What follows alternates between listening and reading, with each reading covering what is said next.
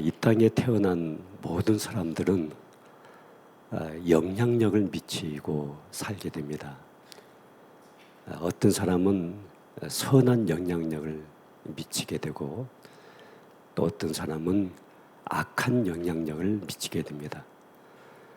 우리가 역사 속에 존재했던 징기스칸, 나폴레옹, 히틀러 이런 사람들은 악한 영향력을 미친 대표적인 사람들입니다. 그런데 예수님과 예수님을 따르던 모든 제자들은 선한 영향력을 미치면서 역사를 변화시켜 왔습니다. 예수님은 정치 구조를 개혁하기 위해서 이 땅에 오신 분은 아니십니다. 빵의 메시아로 오신 분도 아니십니다. 사회혁명을 일으키기 위해서 오신 분도 아니십니다. 예수님은 죄와 허물로 죽었던 영혼들을 살려내고 그들에게 영원한 영생을 주시기 위해서 대속주로 이 땅에 오신 분이었습니다.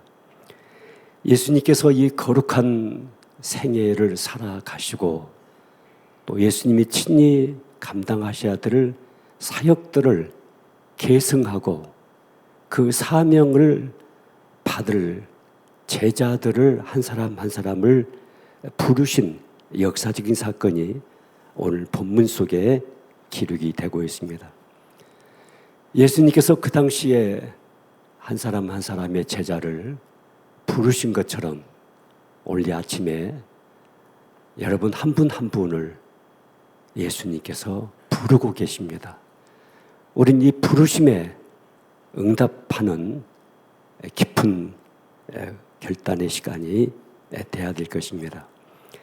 예수를 믿고 예수를 따르는 모든 성도들은 이 부르심에 합당한 삶을 살고 있는 것이 우리의 신앙 생활이 되고 그것이 바로 교회 생활입니다. 이번에 또 우리 교회가 장로님들을 5분이나 피택하게 되었고 또 권사님들을 21분, 또 안수 집사님을 13분이나 피택한 것도 이 한 분 한 분을 주님이 부르신 그 부르심의 계획과 섭리 속에서 우리 교회는 항중직을 세워가게 된 것입니다.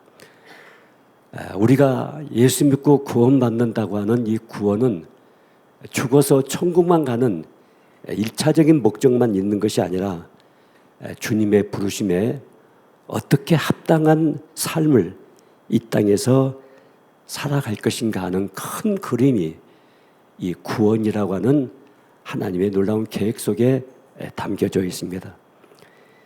인생을 훌륭하게 살았던 사람들, 승리하게 살았던 사람들, 보름달처럼 내 주위를 환하게 선하게 영향을 미쳤던 모든 사람들이 갖고 있었던 한 가지 중요한 아주 중요한 것이 있었습니다. 그것은 저에게도 똑같이 적용이 됐었습니다. 무엇이냐면은 타고난 배경, 부모가 누구고 어떤 혈통에서 태어났고 또 어떤 환경이 주어졌고 어떤 학교를 나왔고 또 얼마만큼 돈을 가지고 있었고 이런 것이 아니었습니다. 이런 거 가지고 인생을 승리하고 하나님 우리를 부르신 뜻을 이루어갔던 것이 아니라 정말 인생을 잘 살고 승리하고 내 주위에 선한 영향력을 흘러보냈던 수많은 사람들이 갖고 있었던 한 가지 중요한 확신은 하나님이 나를 부르셨다고 하는 이 신적인 소명의식이었습니다. 하나님이 나를 이 가정에 부르셨습니다. 하나님이 나를 이 교회에 부르셨습니다. 하나님이 나를 이 대한민국 내 조국에 부르셨습니다. 하나님이 이 학교에, 이 직장에, 일터에 하나님이 나를 부르셨습니다. 나라는 존재가 우연하게 이루어진 존재가 아니고 하나님의 놀라운 계획 속에서 하나님의 부르심 속에서 이루어지고 있다는 이 신적인 소명의식이 우리에게 분명하게 붙잡혀 있으면 다른 모든 것은 아무 문제가 되지 않습니다. 여러분, 군대를 가는 사람들이 자기 입을 속옷을 걱정하고 겉옷을 걱정하고 잠자리를 걱정하고 의복을 걱정하고 그런 사람이 어디가 있습니까? 나를 군대로 불렀다면은 그 군대에서 나의 모든 것을 다 해결해 줄 것입니다. 직장도 마찬가지입니다. 그 회사가 나를 채용했다고 한다면 나의 의식주 문제를 그 회사가 책임져 주는 것입니다. 뒷받침해 주는 것입니다. 주님이 나를 부르셨다고 한다면, 정말 이 자리에 나를 부르셨다고 한다면 그 자리에서 살아가야 될 모든 에너지, 모든 조건, 모든 환경, 모든 상황들을 주님께서 채우실 것입니다. 분명히 주님이 역사하실 것입니다. 제가 지금까지 저의 인생을 여기까지 살아오고 또 그동안 여러 사역들을 감당하는 과정 속에서 저도 인생의 사선을 많이 넘었고 저도 건너기 힘든 여러 가지 역경과 고난과 환경의 과정들이 많이 있었습니다. 어쩔 때는 여기서 끝내야 되지 않을까 하는 생각을 갖기도 했고 주저앉고 싶고 포기하고 싶은 순간들도 많이 있었습니다. 그런데 그때마다 나를 다시 일으켰고 나를 다시 하나님의 사용할 수 있는 하나님의 사람으로 세워갈 수 있었던 중요한 것은 환경의 변화가 아니었습니다. 상황이 해결되는 것이 아니었습니다. 여건이 주어지는 것이 아니었습니다. 하나님이 나를 이곳에 부르셨다는 그 신적인 소명의식이 내 안에서 회복이 될 때 나는 다시 일어날 수가 있었습니다. 다시 그 길을 갈 수가 있었습니다. 그리고 하나님이 나를 향해서 가지고 계셨던 그 위대한 꿈들을 저는 이루어 갈 수가 있었습니다. 하나님이 나를 부르셨다. 이 신적인 소명의식, 오늘 이것이 여러분 한 분 한 분 속에 충만하게 확신으로 깃들기를 바랍니다. 네 가지로 말씀을 드리겠습니다. 첫째는 하나님이 나를 부르신 이 부르심의 주도권이 나에게 있었는가 예수님에게 있었는가. 오늘 본문 16절 말씀 보시면 갈릴리 해변으로 지나가시다가 시몬과 그 형제 안드레가 바다에 금을 던지는 것을 보시니 누가 봤습니까? 제자들이 예수님을 봤습니까? 예수님이 제자들을 먼저 보셨습니까? 17절에 보시면 예수께서 가라사대 나를 따라오너라 내가 너희로 사람을 낚는 어부가 되게 하리라. 누가 말씀하십니까? 누가 그들에게 도전하십니까? 누가 그들을 부르시고 있습니까? 예수님이십니다. 주도권이 철저하게 예수님에게 있었습니다. 예수님께서 보시고 부르시고 그들에게 사명을 맡겨주셨던 것입니다. 우리가 구원받는 것도 전적인 예수 그리스도의 주권적인 은혜 아래서 이루어진 것입니다. 에베소 2장 8절을 보시면 너희가 그 은혜를 인하여 믿음으로 말미암아 구원을 얻으나니 이것이 너희에게서 나온 것이 아니요 하나님의 선물이라고 말씀하십니다.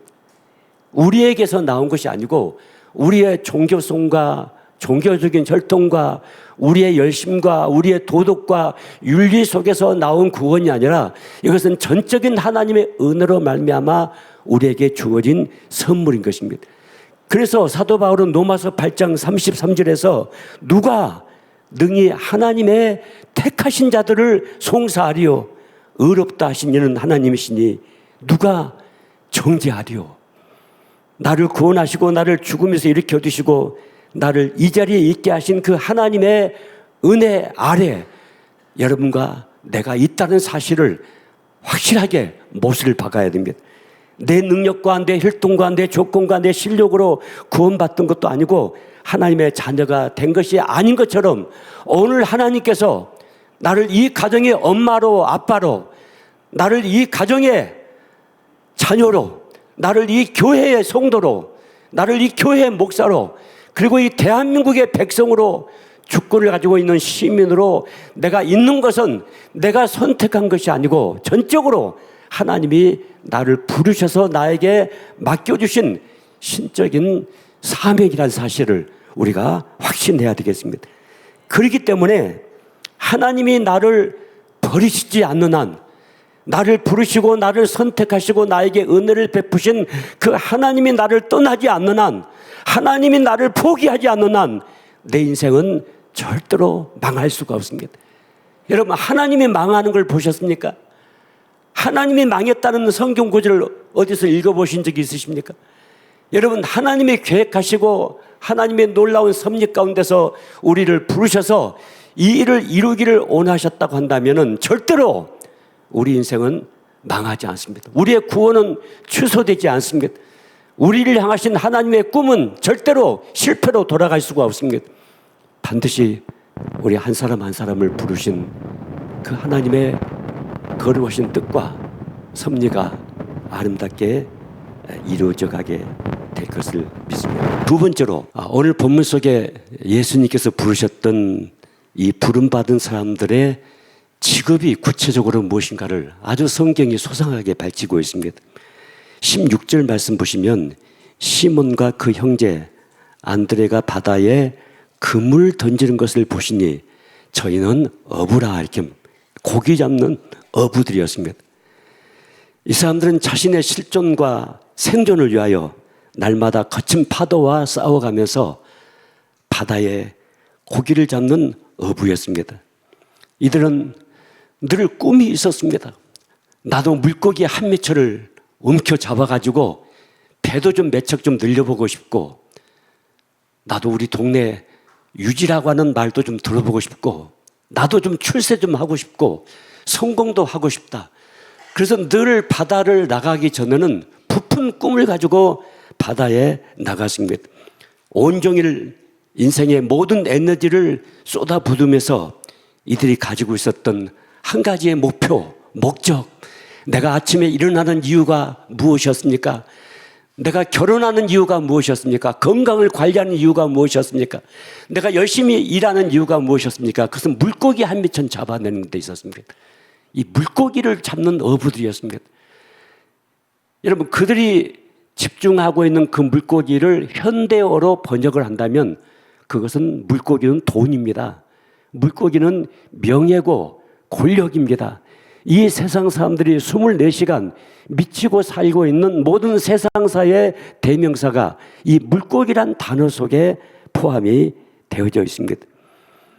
사람들이 새벽부터 밤늦게까지 자지 않고 달리는 이 물고기 한 미천을 잡아내기 위해서 이들은 자기들의 생애 전체를 내던지고 있었던 사람들이었습니다.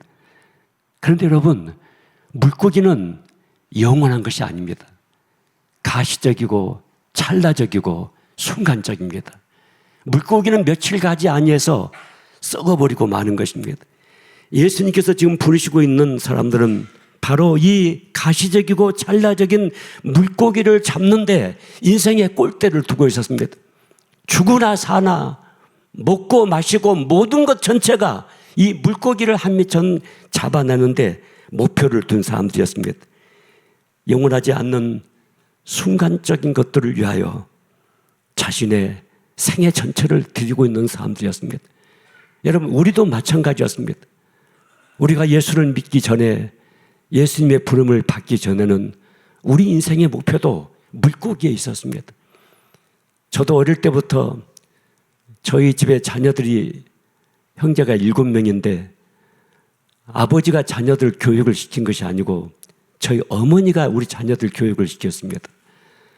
그래서 아버지의 영향력보다 어머니의 영향력을 훨씬 더 많이 받으면서 저희는 자랐습니다.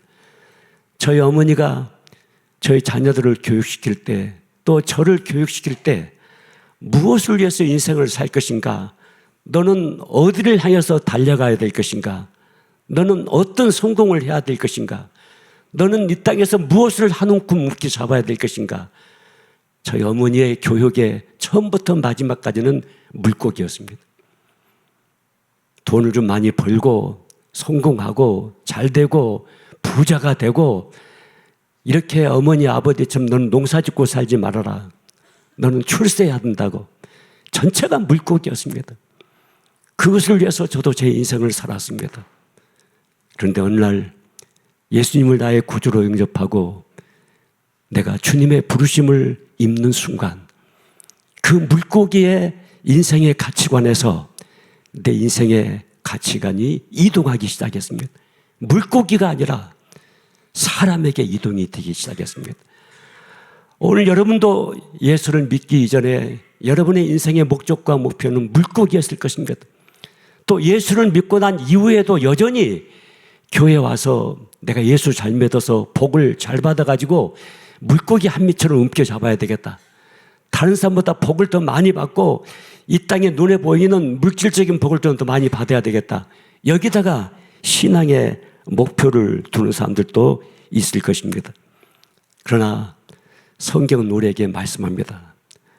우리 인생의 목표가, 목적이, 우리를 구원하신 목적이, 하나님 우리를 부르신 목적이 물고기에 있었던 것이 아니고 사람에게 있었다는 사실을 성경은 말씀합니다. 세 번째는, 자, 예수님께서 17절 말씀을 보시면 예수께서 가라사대 나를 따라오너라 내가 너희로 사람을 낚는 어부가 되게 하리라. 이 물고기를 낚는 어부에서 사람 낚는 어부로 변화시키기 위해서 주님은 이 제자들을 부르신 것입니다. 오늘도 마찬가지입니다. 지금 이 시간도 마찬가지입니다. 주님이 우리 한 사람 한 사람을 부르신 이유는 물고기를 위해서 부르신 것이 아니라 사람을 위해서 부르신 것입니다. 사람이 무엇입니까? 이 물고기란 단어와 이 사람이란 단어가 비교되면서 오늘 성경 본문은 우리에게 메시지를 전하고 있습니다. 마가복음 8장 36절에서 37절까지 보시면 예수님께서 사람에 대해서 이렇게 정의를 하십니다. 사람이 만일 온 천하를 얻고도 자기 목숨을 잃으면 무엇이 유익하리요? 사람이 무엇을 주고 자기 목숨과 바꾸겠느냐고 말합니다. 여러분, 사람에게 있어서 가장 중요한 것은 돈이 아닙니다. 건강도 아닙니다. 과거의 화려한 이력서도 아닙니다. 어떤 세상적인 권력도 아닙니다. 정말 중요한 것은 목숨입니다. 목숨. 여러분, 아무리 세상에 많은 것을 움켜잡고 있어도 내 목숨을 잃어버리면 그 모든 것은 아무런 의미가 없습니다. 그래서 죽어있는 사자 한 마리보다 살아있는 강아지 한 마리가 훨씬 더 가치가 있는 것입니다. 훨씬 의미가 있는 것입니다.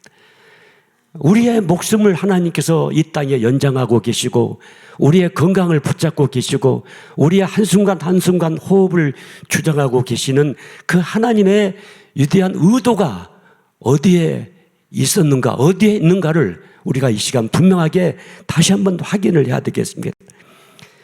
이 목숨이란 단어가 신약 성경을 기록했던 헬라어를 보시면 두 개 단어가 기록이 되고 있습니다. 하나는 이 푸시케라는 단어를 헬라어로 씁니다. 푸시케. 이것은 모든 피조물이 가지고 있는 생명을 이야기하고 있습니다. 동식물이 가지고 있는 모든 자연 피조물의 생명을 가리킬 때 이것은 푸시케라는 단어를 쓰고 예수 그리스도의 영을 받아서 거듭난 영원한 영생의 생명을 가지고 있는 그 목숨에 대해서는 조예란 단어를 썼습니다. 조예. 여러분, 이 땅에 예수 믿지 않는 사람들 다 푸시케 생명을 가지고 있는 것입니다. 그런데 우리가 예수 믿고 하나님의 영에 의해서 거듭나고 구원받은 하나님의 자녀의 권세를 가지고 있는 우리의 생명을 성경은 얘기할 때 푸시케라고 하지 않습니다. 이것을 조예, 영원한 생명을 가지고 있는 자라고 말하고 있습니다. 우리가 돈을 볼 때도 그렇잖아요. 여러분, 여기 돈이 하나가 있는데요. 이 돈의 일차적인 가치는 종이와 잉크에 있습니다.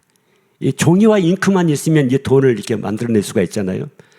근데 이 돈이 사실 이 돈 가지면은 이 돈보다 엄청난 많은 돈을 찍어낼 수 있는 종이를 살 수가 있을 것입니다. 약간의 잉크만 가지고 있으면 우리가 돈을 얼마든지 만들어낼 수가 있을 것입니다. 이게 돈이 갖고 있는 가치는 종이와 잉크에 있는 것이 아니고 진정한 돈의 가치는 대한민국 한국은행에서 이 돈의 가치를 부여했다고 하는 것입니다. 이것은 5만 원짜리다. 이거 가지고 하면은 라면 몇 박스를 살 수가 있다. 이거 가지면 쌀 한 포대를 사올 수가 있다. 이렇게 돈의 가치를 부여한 것처럼 여러분 사람의 목숨도 똑같습니다. 일반적인 푸시케의 목숨을 가지고 있는 사람들의 목숨의 가치와 예수 그리스도의 십자가의 대속의 은혜로 구원받아서 영원한 영생, 이 조회의 목숨을 가지고 있는 사람들의 목숨의 가치는 완전히 다르다고 성경은 말씀하고 있습니다.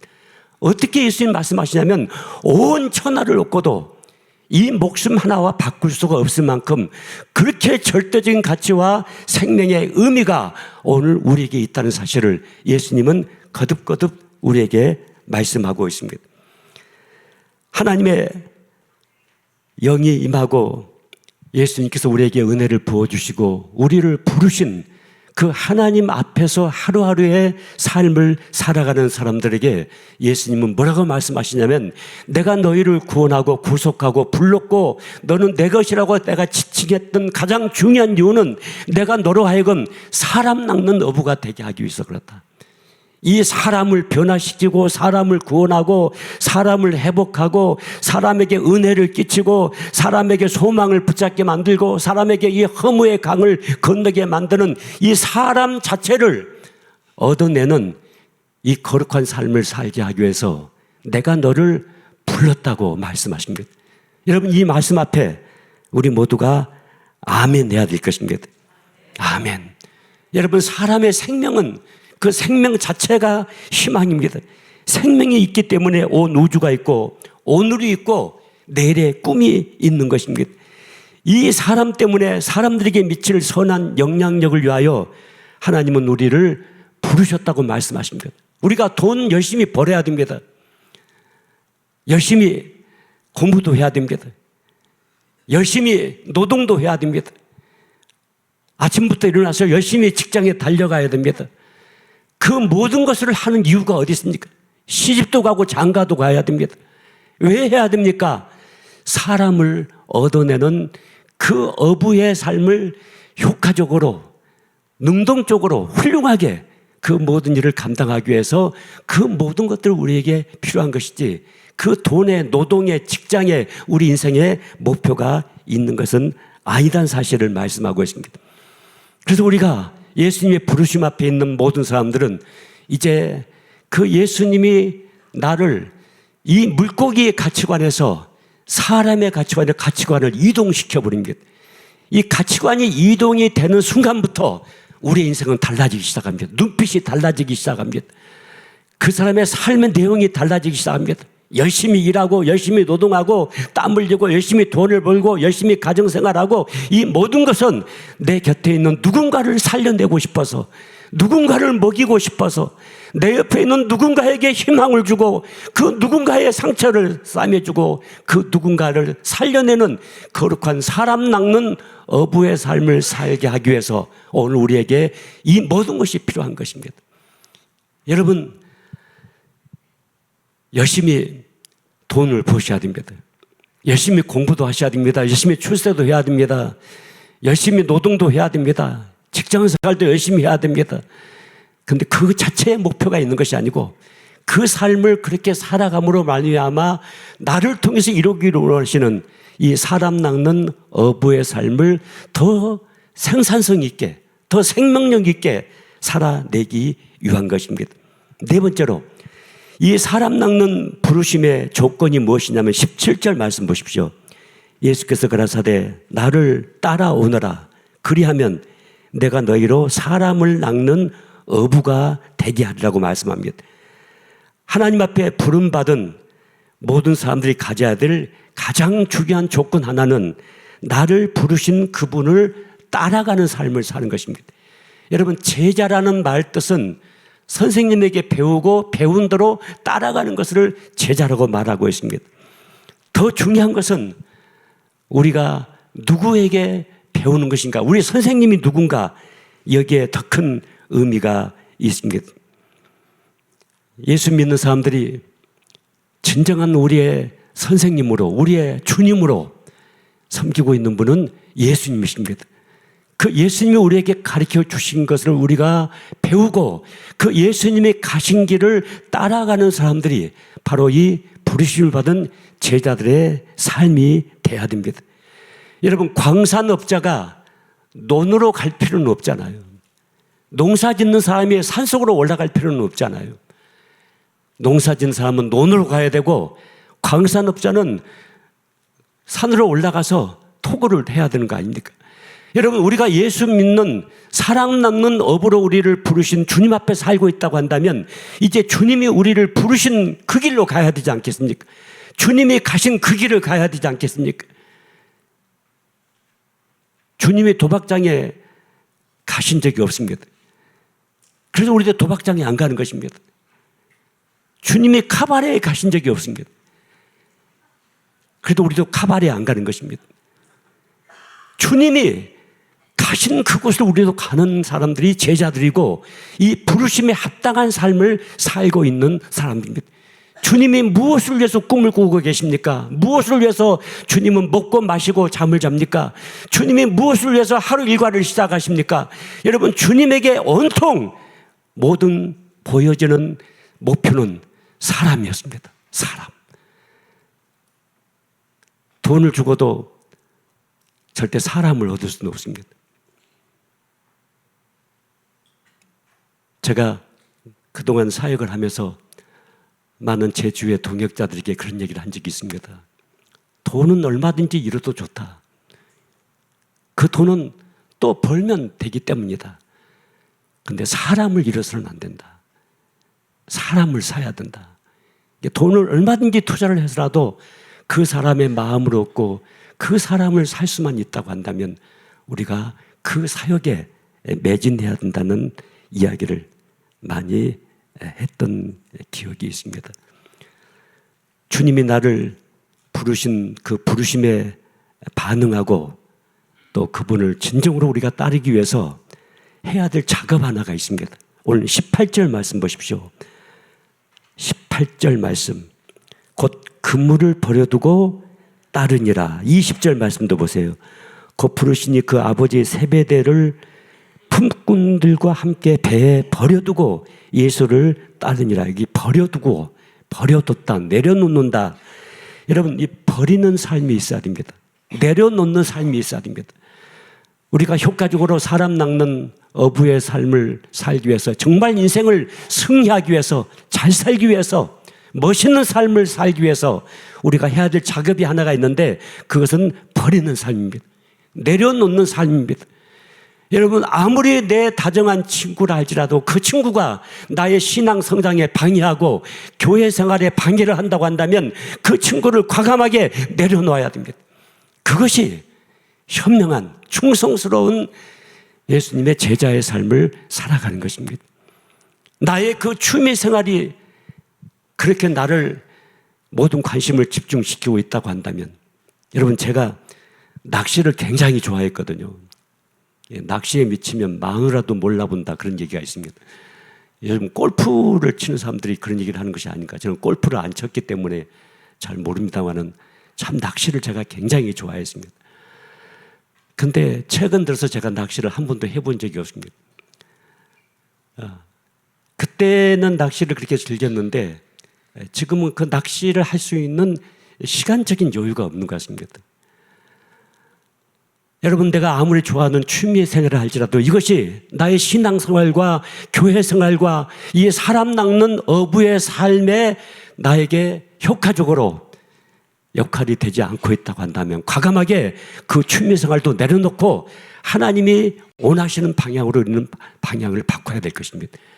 이 내려놓는, 버리는 이 삶이 우리 안에서 이루어지게 될 때 다시 예수 그리스도로 말미암아 채워지는, 또 하나님으로부터 내려오는 부어지는 결과를 만들어내게 될 것입니다. 누가복음 18장 29절에 보시면 이런 말씀이 있습니다. 내가 진실로 이르노니 하나님의 나라를 위하여 집이나 아내나 형제나 부모나 자녀를 버린 자는 금세에 있어 여러 배를 받고 내세 영생을 얻지 못할 자가 없느니라. 여기 아내와 형제와 부모와 자녀에게 등을 돌려라, 그런 뜻이 아닙니다. 내 인생의 절대적인 가치를 어디다 두고 있는가? 내 가족들에게 되고 있는가, 내 혈육들에게. 여러분, 가족 중심으로 아주 이기적인 삶에 딱 묶여있는 사람들도 있습니다. 가족을 벗어나지 못하는 사람들도 있습니다. 그 모든 것을 내려놓고 그보다 더 중요한 것은 사람을 변화시키고 사람을 얻는, 사람 낚는 어부의 삶을 살아가게 되는 것입니다.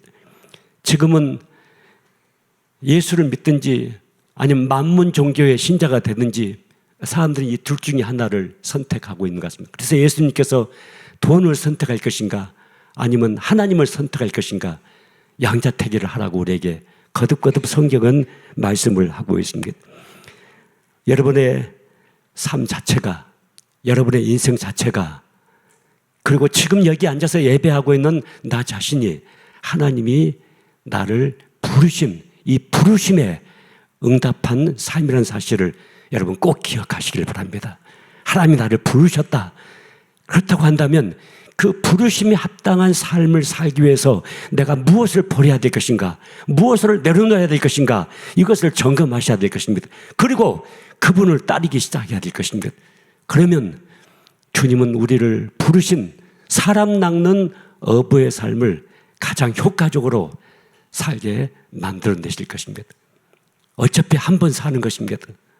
두 번 다시 살 수가 없습니다. 죽음이라고 하는 것은 두 번, 세 번 죽는 죽음이 없기 때문에 우리가 잘 죽어야 됩니다. 잘 죽기 위해서는 잘 살아야 됩니다. 잘 사는 것이 무엇입니까?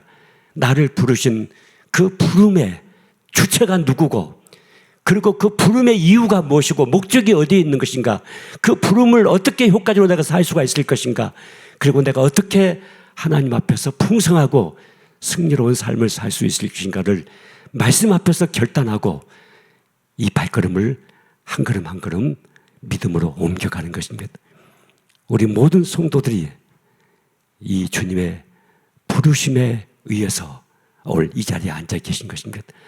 여러분 다 같이 한번 자리에서 일어나셔서 우리가 하나님의 은혜를 같이 그냥 입으로 부르지 마시고 정말 가슴을 다해서, 마음을 다해서 우리 찬양을 주님 앞에 나의 신앙의 고백으로 이 시간 올려드리는 시간을 갖겠습니다.